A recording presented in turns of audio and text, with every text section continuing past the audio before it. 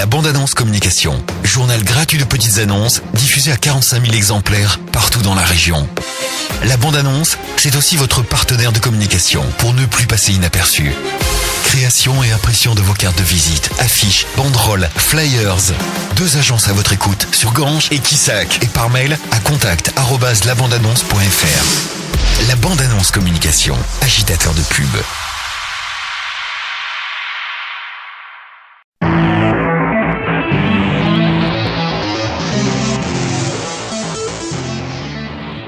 Et tout de suite, votre journal local de ce mercredi 11 février sur Radio Valrog. Encore une centaine de foyers privés d'électricité à Nîmes après la tempête de dimanche. ERDF reconnaît que dans certaines zones, c'est très compliqué en raison de difficultés d'abattage d'arbres. Le retour à la normale est prévu pour aujourd'hui.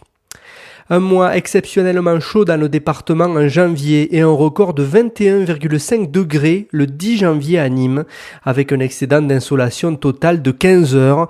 Le record pour février devrait être un record de vitesse de vent, puisque je vous le rappelle, on a relevé dimanche lors de la tempête une pointe de 141 km/h à Nîmes-Courbessac. Une équipe nîmoise a reçu le prix du public au dernier festival des créations télévisuelles qui s'est déroulé le week-end dernier à Luchon. Nom de la série Dans la tête des gens, un programme court de 3 minutes qui imagine, comme son nom l'indique, ce que les personnes ont dans la tête. Filmé à Nîmes dans les jardins de la Fontaine ainsi que dans la cour de l'annexe du conservatoire, mais aussi en appartement. Une série qui est proposée actuellement à plusieurs chaînes de télévision et que l'on verra peut-être, mais elle est visible pour l'instant sur le profil Facebook de 221B Productions.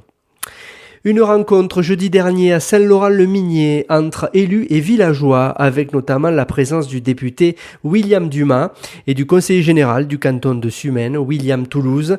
Le maire de Saint-Laurent a évoqué les priorités de la commune pour la reconstruction suite aux inondations de septembre. Les aides du conseil général concernant la réparation des routes notamment ont été abordées.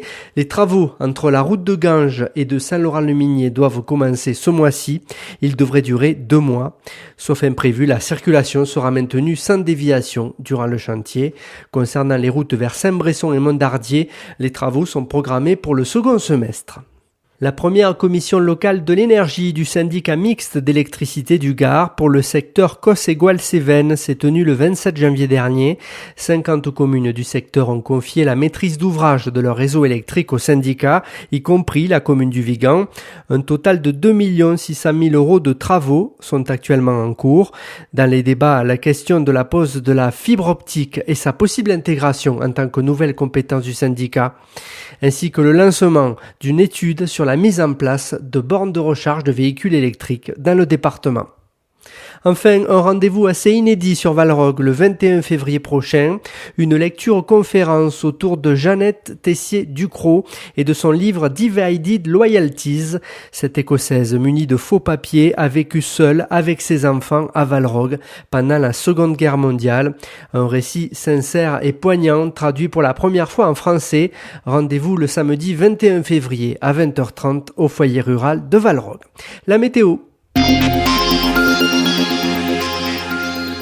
Du soleil ce mercredi avec des températures comprises entre 3 et 12 degrés à Valrog, 3 et 13 au Vigan et jusqu'à 14 à Ganges.